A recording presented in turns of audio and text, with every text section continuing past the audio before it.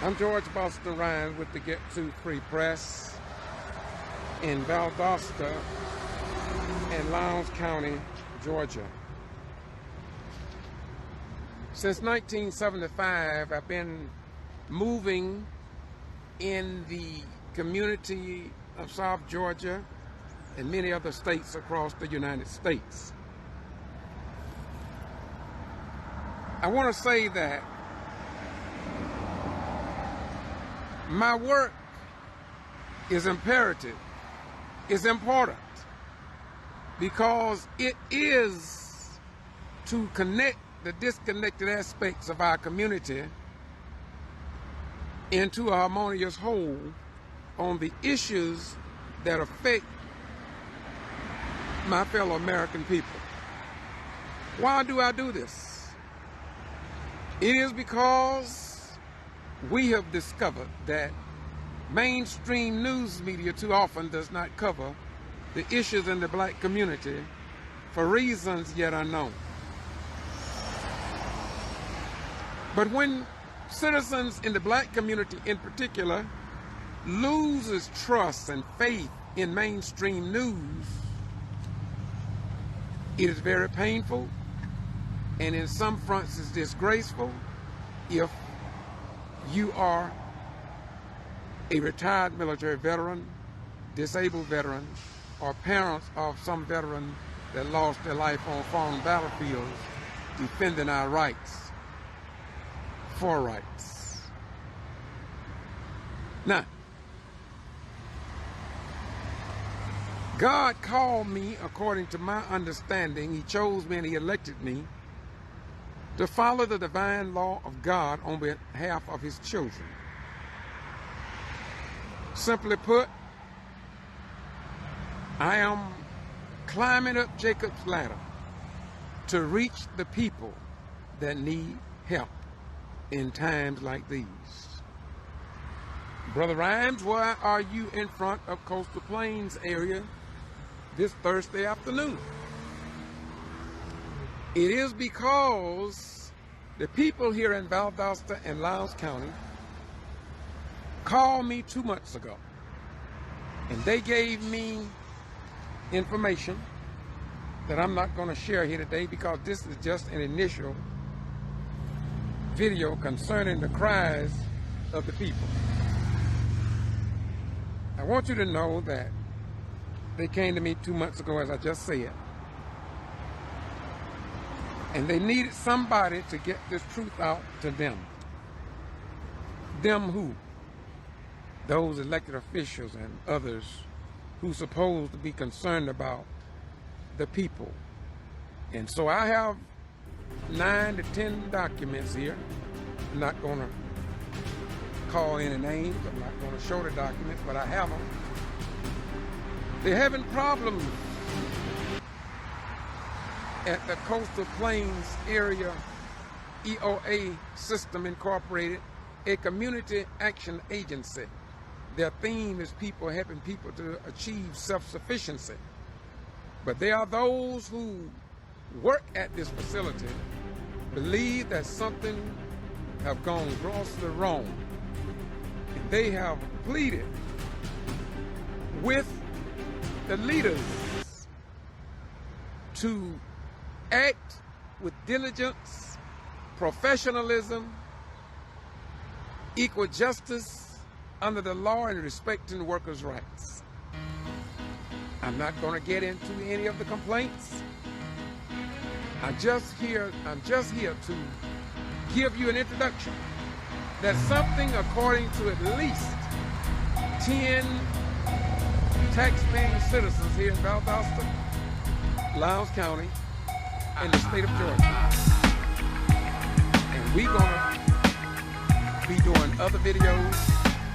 I went by this evening and I talked to the big wheels. They was cordial. They were professional. They did not have cards to give me. They respected me, but provided no response when I told them that employees had problems at this workplace. So I'm asking you to stick around with George Boston Rhymes on Get to Free Press, on YouTube, Boston G.B.R, Instagram, Facebook, Twitter, www.kvci.blogspot.com, and other sites on the web. And as you know, I report what others ignore.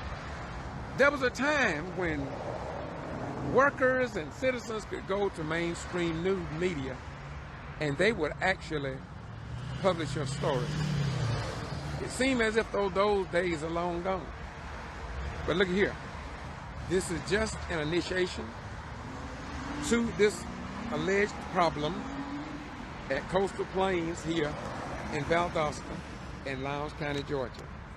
And I want you to know that the people who came to me, they asked me to do this because they needed help. Some of them have been terminated, some of them resigned, and of course the office is down in that area. As I said, I went down there today. But today I'm out here in front of the sign because I want you to get a taste of what people are going through here in Valdosta, Georgia, in times like these. Again, this is just a start of a long story. And you all know I have done this many, many times before. This is nothing new for me. But to the people who came to me, I want you to know that we will stay with you as long as you ask me and want me to. I stayed with the equipment 10 plus 2. I was in the courtroom 19 days in that case brought up by Secretary of State Brian P. Kemp on bogus voter fraud charges, and all 12 was cleared. I was in Madison, Florida with the Madison, Florida 9. I was in Mayor Linda Harris. I was in Camilla with Rufus Davis. I was in London with Charles Gibson. I was in Dawson, Georgia with Christopher Wright that was shot 6 times, left in his mother's yard for dead. I was in Clayton County. I was in Warrenton with former Mayor George Ivey, and I can go across the state of Georgia.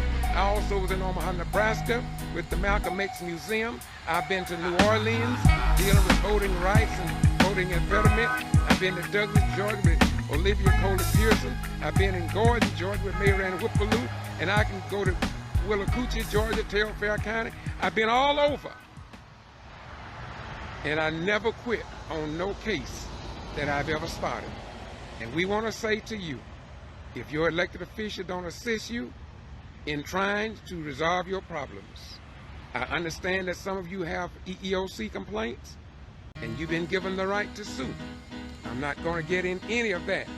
I just want the general public to know that if you know something about this and if you have complaints, you may want to join the team so we can help the citizens here in Valdosta, Lowndes County to live a better life for themselves, their children, their neighbors, and in some cases, even their enemies. Y'all have a nice day. As I said, this is brief, but it's just an introduction. We are coming back with real live bodies, and people are going to be talking because this needs to be talked about.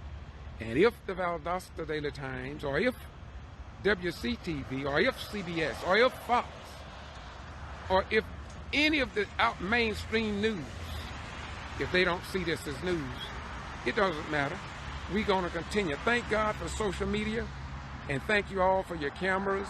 We want to thank the First and Second Amendment auditors on the web for helping to educate the people when local and mainstream news media fail in their responsibility that many of us served in Vietnam and other wars of this nation to preserve that freedom of the press, freedom of speech, freedom of religion, and the public rights to know without the whiteouts by those in the clique and among the slicks. Bye-bye. Gone.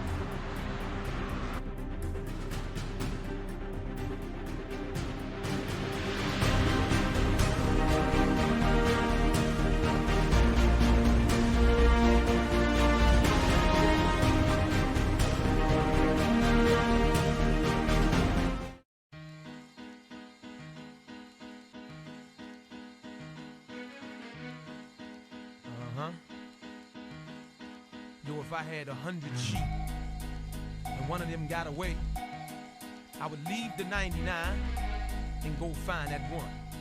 That's right.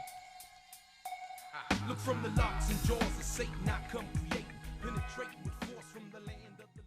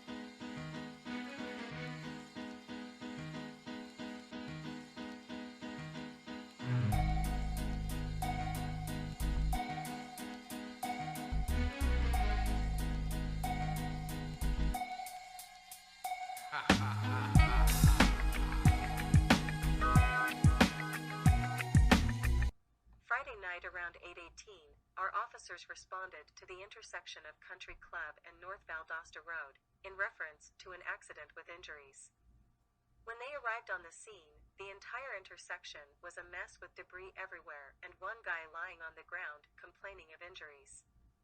One of the drivers involved in the accident was Austin Fivash, the Lowndes County Coroner. I have watched the body cameras from our officers involved. When our officers arrived on the scene, they spoke with Austin and his passenger, who were outside of their truck.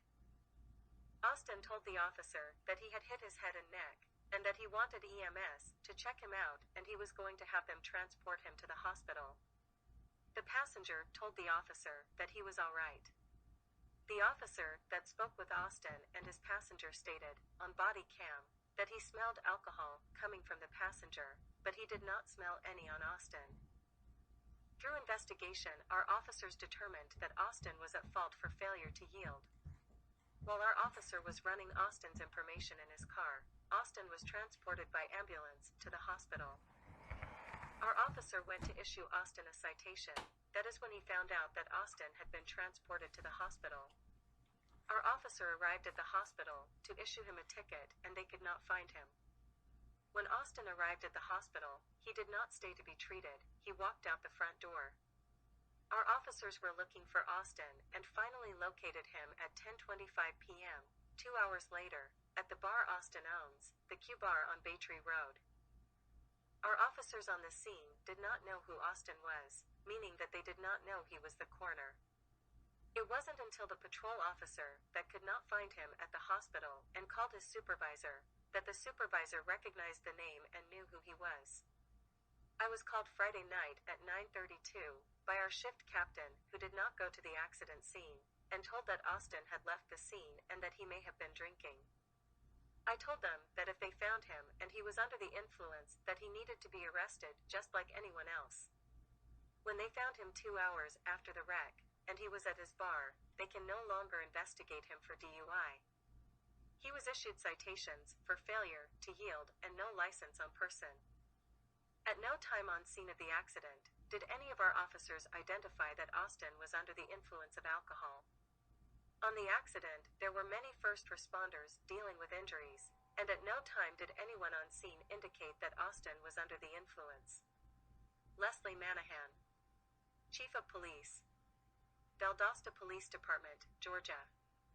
229-293-3101. Manahan@valdostacity.com. Mailto, manahan@valdostacity.com.